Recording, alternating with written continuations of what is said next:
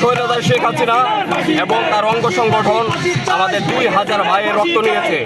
এই আওয়ামী লীগ এবং তার অঙ্গ সংগঠন কিভাবে এখনো বাংলাদেশে রাজনীতি করার স্বীকৃতি পাবে, এর জন্যই আমরা মাঠে নেমেছি। কারণ আওয়ামী লীগ যদি রাজনীতি করতে আবারও বাংলাদেশে রাজনীতি করতে পারে, তাহলে আমাদের এই আন্দোলন ব্যর্থ।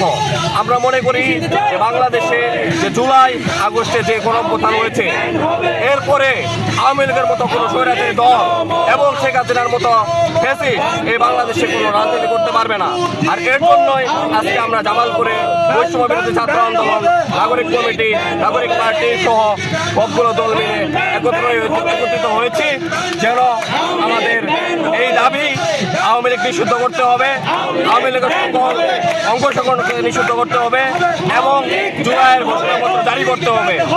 এই দাবিগুলো নিয়ে আমরা এখন পর্যন্ত দ্বিতীয় পজিশনে অবস্থান নিয়েছি এবং আওয়ামী লীগ যে পর্যন্ত নিষিদ্ধ ঘোষিত না হবে, আমরা আমাদের অবস্থান এখানে ধরে রাখবো এবং আমরা আমাদের অবস্থানকে আরো শক্ত করার ঘোষণা দেব।